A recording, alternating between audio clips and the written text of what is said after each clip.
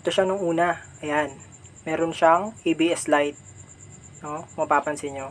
Ngayon, ito naman siya nung natapos na. So, susian natin. Ulitin natin. Ayun. So, kita nyo, disable na yung ABS light. So, okay na yan. And, ito yung gagamitin natin. Itong pang malakasang stainless na banjo bolt na to. Yan. So, ayan. Kita nyo. Kahit na nakapatay na yung ABS light, gumagana pa rin yung speedometer niya. So, yun.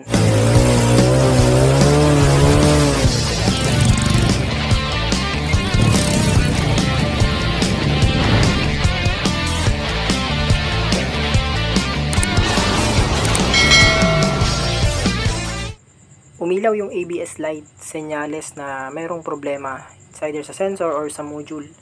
Buti na lang, magaling yung may-ari at tinanggal niya agad yung dalawang fuse sa solenoid at saka sa ABS motor. At hindi tuluyang nadali yung speedometer niya. No? Ayan, so gumagana pa. Pero naka-on nga lang yung ABS light kahit na tumataas na yung speedometer niya. So, ito yung gagawin natin ngayon. So, umpisa nating baklasin dito sa may socket. So, ginawa ko pala dito, ayan, tinanggal ko yung kanyang brake fluid. Ayan. Pinamp ko siya bago ko tinanggal yung mga bolt dun sa kanyang ABS module, no? Ayan, so tinanggal din natin siya. Kasi chinek naman natin yung mga niya, wala namang ibang problema, ibang pwedeng pagmula ng dahilan, kundi dito lang. Kaya ito yung gagawa natin ng paraan. Ngayon, kung sakasakali man na hindi natin ito magawa ng paraan, ibabypass na lang natin siya. Ngayon, yung bypass na gagawin natin, hindi siya yung bypass na pinapatay lang yung ilaw, pero andun pa rin yung problema. So, tayo, tatapusin na natin yung kanyang problema.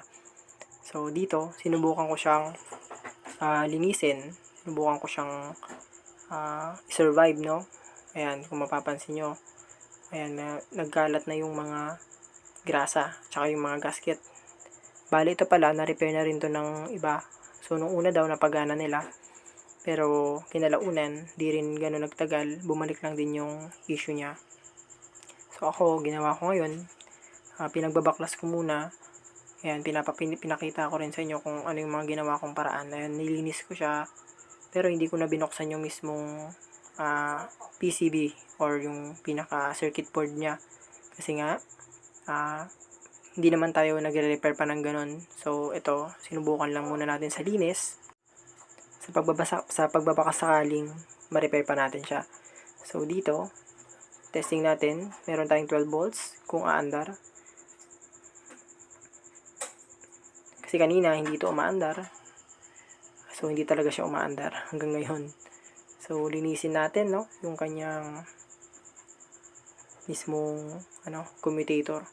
So, dito, nalinis ko na rin to. Nilagyan ko na ng grasa. At saka binalik natin. Tapos, testingin ulit natin siya kung gagana. Ayun, gumana na.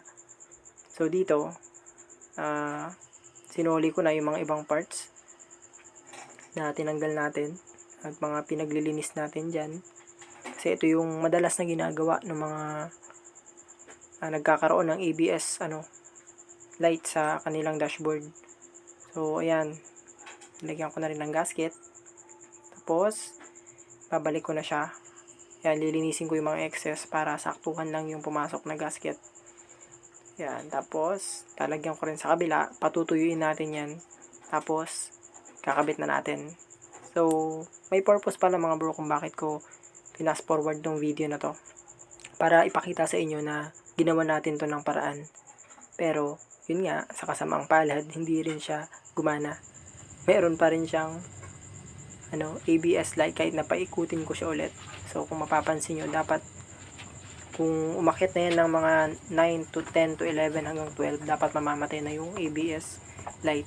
So, dahil may problema pa nga dun sa circuit board niya, ay hindi siya namamatay. So, ayun. Ngayon, dahil napansin ko na parang wala namang nangyari, so kung ipaparepair ko siya, gagastos pa ulit. Kaya ang gagawin ko na lang dito is, ibabypass ko na siya sa pinaka-safe. Ngayon, ayan. So, inulit ko lang yung proseso kanina. Yan, tanggal yung brake fluid, tapos babaklasin natin yung kanyang mga bolt ulit para i-bypass na natin yan. Ngayon, gagawin natin ganito siya, diretsuhan na, hindi na tayo gagamit nung ABS na non-ABS na hose. So ito, rekta na lang tayo, gagamit lang tayo dito ng banjo bolt na pang brake pang brake fluid din na style na bolt. Ayan o, ganyan yung gagawin natin. Kung mapapansin nyo, meron tayong nut sa baba, yung 17 ang size, no? 17 ang size sa labas at 14 yung inner diameter niya. Ayan, so after kung napagdugtong yung sa may front, no? Sunod naman natin yung sa may likuran, no? Ayan, so okay na yan. Takpan na natin. Okay na yung na-bleed ko na rin siya. So ito, pinapakita ko yung ganitong proseso mga bro, kasi nga ito yung pinaka safe na proseso, no? Ito yung pinaka isa sa masasabi nating hindi na maapektuhan ng tuluyan or magkakaroon ng error 42 yung ating dashboard o yung ating motor, no? Kasi kung hindi natin irerekta ng ganyan at papatayin lang natin yung ilaw, magkakaproblema tayo. Ayan, magkakaproblema pa rin sa pag tumagal. Ngayon dito naman, ano ba yung ginamit nating bolt? So ito yung size na banjo bolt na in-order natin sa Shopee. So stainless to mga bro, ganito rin yung bilhin nyo kung gusto nyo gayahin yung ganitong method sa akin. Kagandahan nito, meron siyang dalawang butas, pang dugtong talaga siya, no? Ngayon, bumili lang ako ng yung nut na parang ball head type. Yan na 17 yung outer niya, tapos yung inner thread niya is 14. Ayan, 14 yan. Pero 17 yung sa may pinaka-nut niya. Ayan, at gagamit tayo ng tatlong bronze na washer na pang banjo bolt din. So gagayahin lang din natin yung sa una, lagyan natin ng copper na washer, tapos lagyan ulit natin after nating mailagay. Ayan. Tapos dugtong natin yung pangalawang part, no?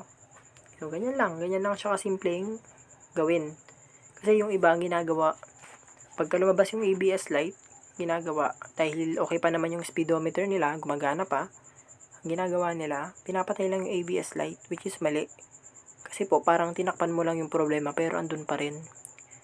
Pag tumagal yun, gumagana yung speedometer mo, ang mangyayari, masisira lang din siya kinalaunan at magkakaroon ng error 42.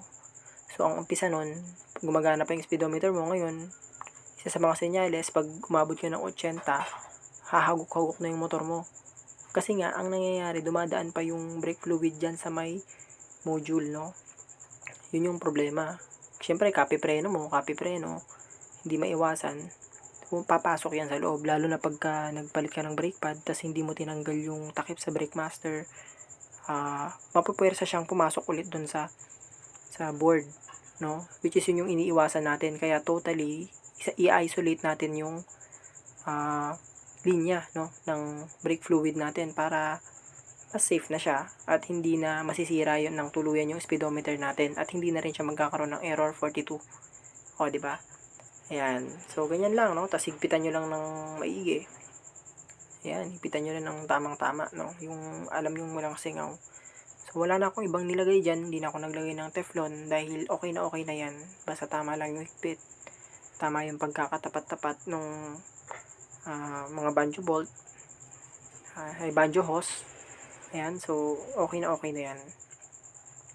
Ayan, tamang-tamang higpit lang. Ayan, so kung mapapansin nyo, pinagdugtong lang talaga natin sila. Para lang dyan na sila tumawid, no? Hindi na sila dadaan dun sa may ABS natin.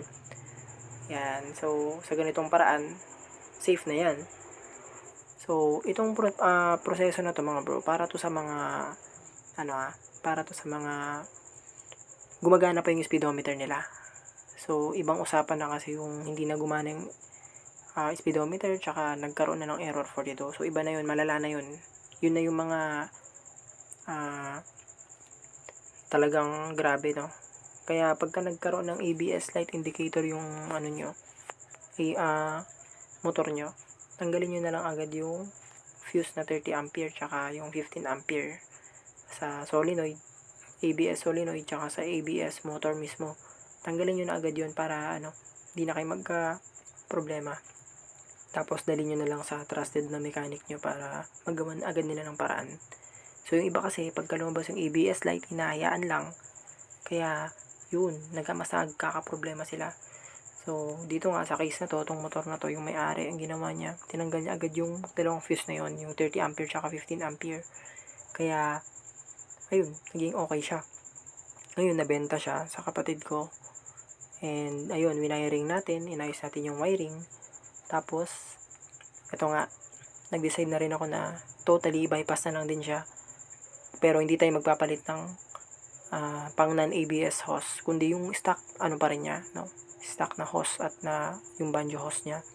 Gagawin nga lang natin is pinagdugtong lang natin siya para kung sakaling makachempo tayo ng gusto nating ibalik ulit sa dati, diba? Edi plug and play lang ulit. Ayan. Ayan, so okay na yung na-bleed ko na siya. Ayan, maganda na rin yung preno niya. Okay, so okay na yan. Takpan na natin. After nating takpan, ganoon din sa kabila, na-bleed na rin natin siya. Okay na rin. Ayan. So, all goods. Balik tayo dun sa baba. So, ito yung itsura niya, no? Ngayon, yung pinagtanggalan nyo ng bolt, isolin nyo lang dun sa may sa may ABS module para nga naman meron lang siyang takip. Pero papalitan ko yun ng mas maiksi.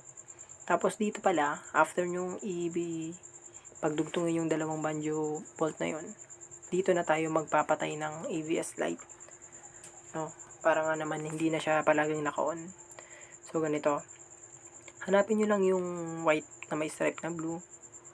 So dito pakita ko sa inyo. Connect natin siya sa solid black. So solid black papunta sa white na may stripe na blue. Tapos pagmasdan nyo, ayun o, diba, nakailaw, diba? Ngayon, ipapasok ko siya ng maigi, kasi pinagdudugtungan natin sila. Ayun nawala. O, kita nyo, nawala. So, ganun lang yung gagawin natin. So, gagawin ko dito, kakat ko to, yung white pala na may stripe na blue. So, kakat ko siya. Huwag nyo namang ikat ng pinaka dulo talaga. Yung tamang-tama lang na may matitira din dun sa kabila. So, ayan. So, nahati na sila ngayon sa dalawa. Yung isa papuntang sakit, yung isa papunta dun sa harness. So, yung papunta sa harness, wag yung papunta sa sakit yung nakaputol. Yung itong kaputol na to, papunta sa harness, ito yung tatalupan nyo. O, ayan. Dito kayo magtatalop. Ngayon, bakit dito ako nagtalop? Wag, yung iba kasi nagtatalop dun sa dun sa may bandang dashboard. Wag dun. Dapat dito na lang. Tapos dito, yung black wire na solid, dito ko siya itatap para masuplayan ng negative yung white na may stripe na blue. Okay? Yan. So, dyan lang natin siya itatap. Okay? Para mamatay na yung ABS light natin. Okay? Yan. So, ganyan. So, ganyan lang. So, papakita ko sa inyo. Tap ko lang muna ulit. Tapos, tatanggalin ko siya para makita natin na sigurado na. Yan. So, tignan natin yung dashboard. Ayun, namatay.